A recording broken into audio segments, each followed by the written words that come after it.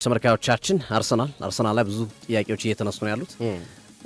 ማህበራዊ ሚዲያ ላይም ሲንሸራሸር አይቼዋለሁ። አንዳንድ ቦታዎችም አድማጮችም ደጋግመው እየጠየቁ ነው፣ በግል ስልክም እየደወሉ ማለት ነው።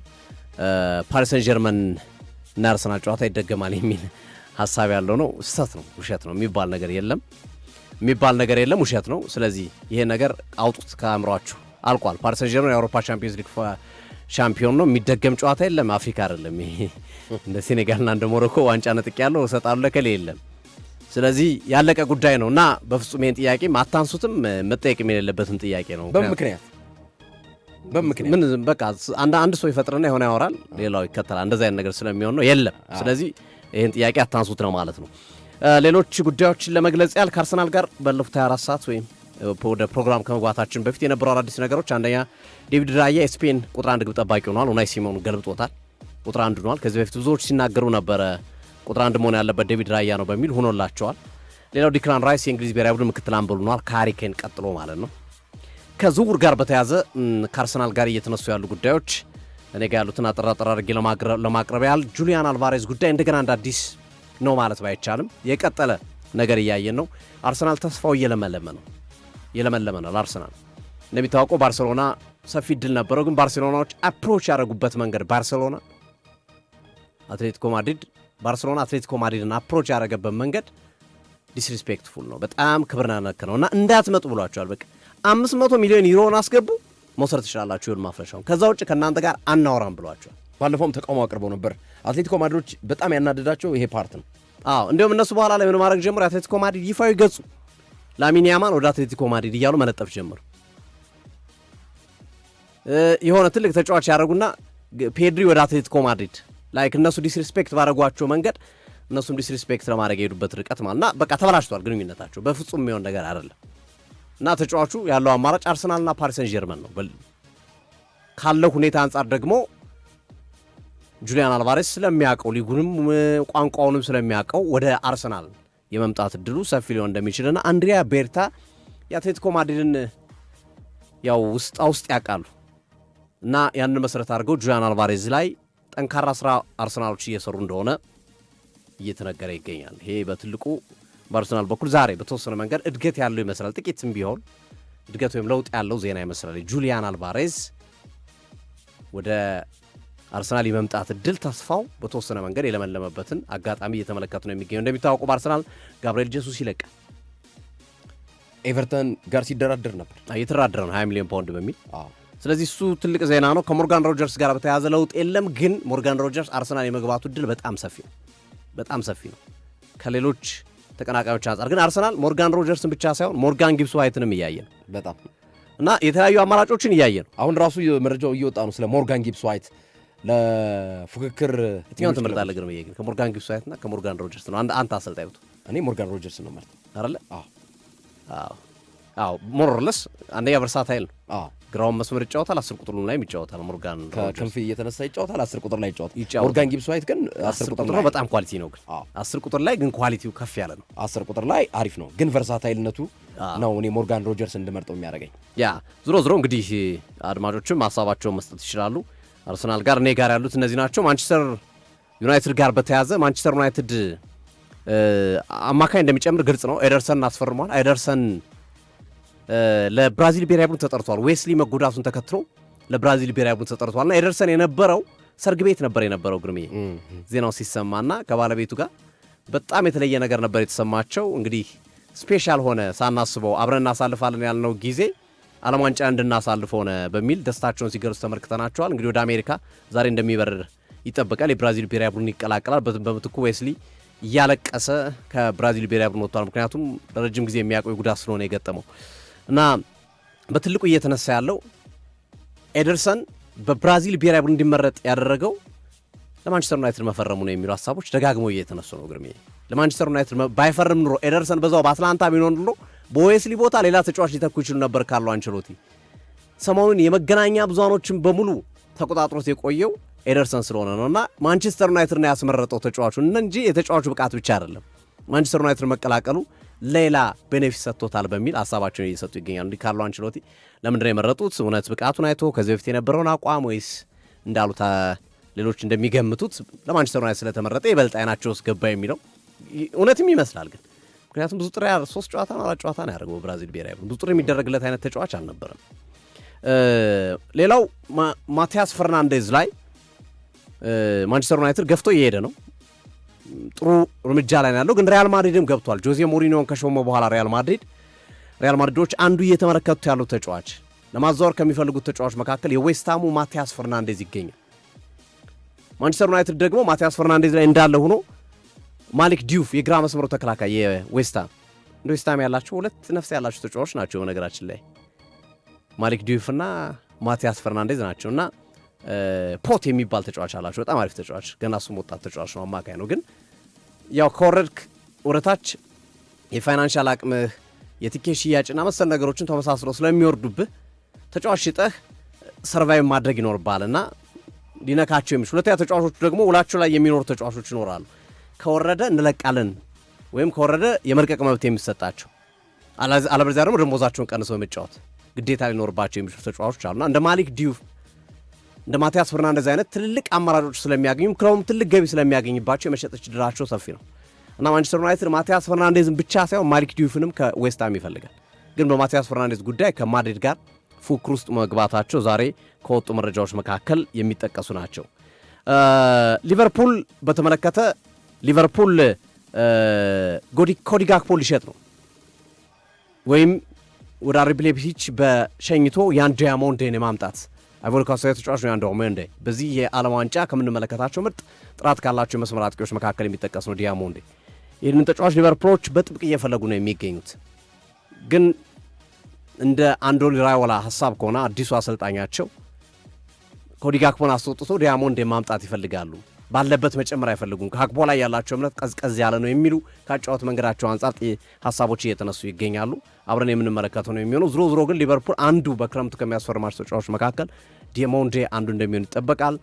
ተከላካይ መስመር ላይ ሊቨርፑል እንዲሁ ተጫዋቾችን እየተመለከተ ነው። እንደ ሙሪሎ አይነት ተጫዋቾችን እና መሰል ተጫዋቾችን እየተመለከተ ይገኛል። ተከላካዩንም ማጠናከር አለበት። ኢብራሂም ኮናቴ ወጥቷል። ቢያንስ የሱ ምትክ ትልቅ አንድ የማል ተከላካይ ይፈርማል። ቀደም ሲል ጥር ላይ ያስፈረሙት አንድ ተከላካይ አለ ፈረንሳይ ሊግ ላይ የሚጫወት ሊዮኒ ይመለሳል ተብሎ ይታሰባል። ዙሮ 1-2 ተከላካይ ሊጨምር የሚችላቸው አማራጮች ይኖራሉ። አጥቂውም ላይ ተመሳሳይ ነገሮች ይኖራሉ ተብሎ ይጠበቃል። ከቼልሲ ጋር በተያያዘ ቼልሲ የበርማውዝን አማካኝ አሌክስ ስኮት ላይ ነው ትኩረቱን አድርጎ እየሰራ የሚገኘው አማካኙን ለማጠናከር ማለት ነው። አሌክስ ስኮትን በትልቁ እየፈለገ ከሚገኛቸው ተጫዋቾች መካከል በዋነኝነት የሚጠቀስ ነው። ሰሞኑን እንግዲህ የአሌክስ ስኮት ጉዳይ ከፍ ብሎ ሊሰማ እንደሚችልና መረጃዎችም በከፍተኛ ሁኔታ ሊሰሙ እንደሚችል የመረጃ ምንጮች እየጠቀሱ ይገኛሉ። ግርምዬ ዛሬ አንድ መረጃ ተመለከትኩኝና መረጃውን ፉትቦል ኢንሳይደር ነው ይዞት የወጣው። ሃሪ ማጓየር የኮንትራት ማራዘሚያ ቢፈርምም በዚህ ክረምት ይለቃል የሚል መረጃ ነው ይዞ የወጣውና ሶፊ ተመልክተው ይሆን እሱ መረጃ? ፉትቦል ኢንሳይደር ልክ ነው ይዞት የወጣው የመልቀቅ ዕድል አለው እያሉ ነው ሃሪ ማጓየር ክረምት ላይ አሁን በክረምት ዝውውሩ ማንቸስተር ዩናይትድ እኮ ክርስቲያን ሮሜሮን ማስፈረም ይፈልጋል። ምናልባት ለሮሜሮ ቦታ ለመስጠት ይሆን? ከመጣማ ያስለቀዋል፣ ግዴታ ነው። ምን ያደርግላል? ክርስቲያን ሮሜሮ ከመጣ ሃሪ ማጓየር እኮ ተቀያሪ ወንበር ላይ የምታስቀምጠው ተጫዋች ነው የሚሆነው። ምክንያቱም አሁን ስኳዱም እየሰፋ ነው። ክርስቲያን ሮሜሮ መምጣት ከቻለ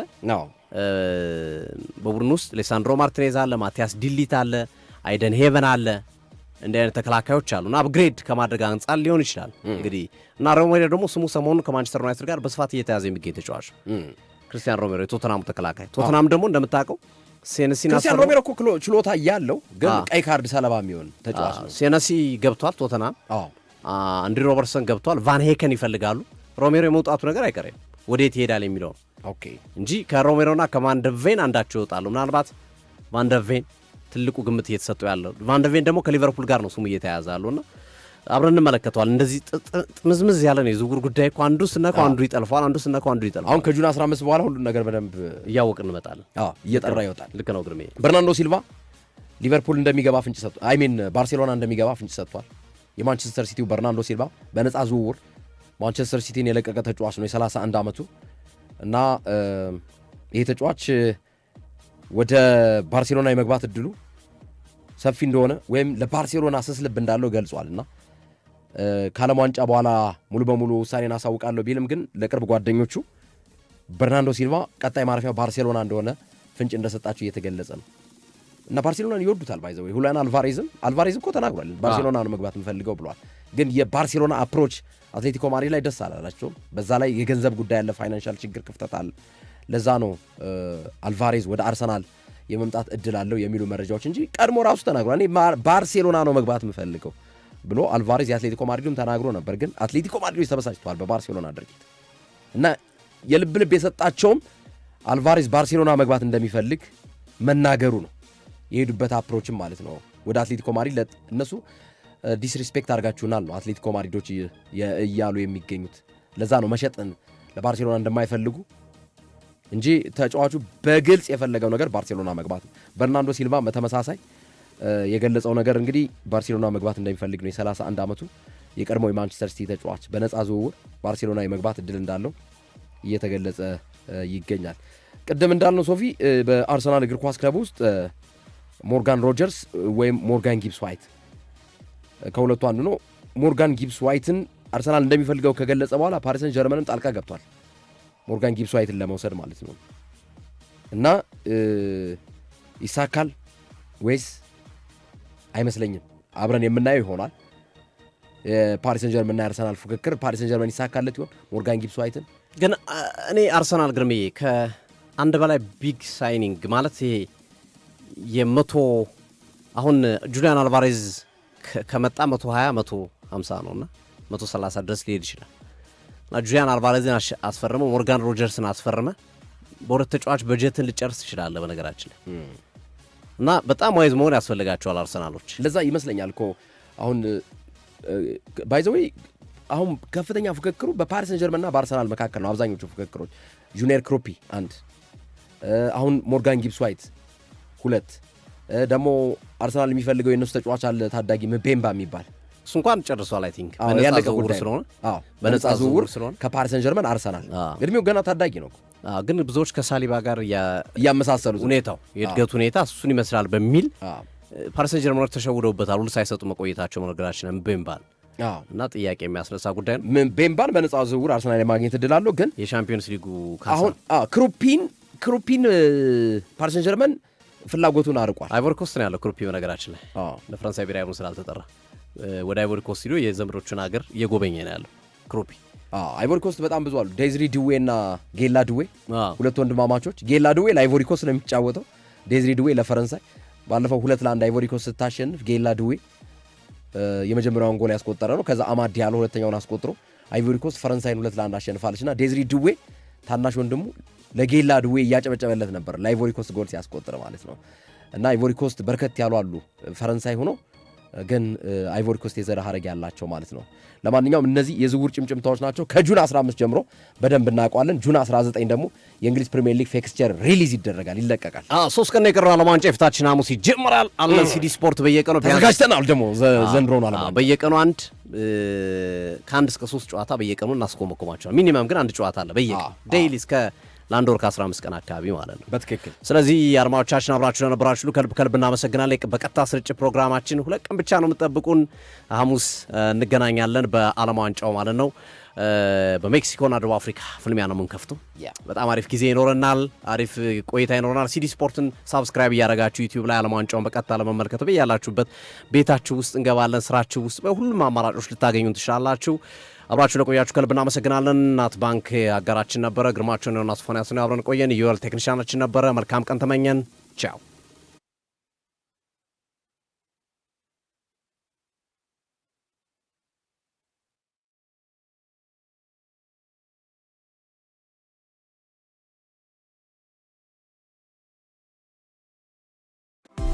በፀሐይ ወገግታ የተጀመረ ቀን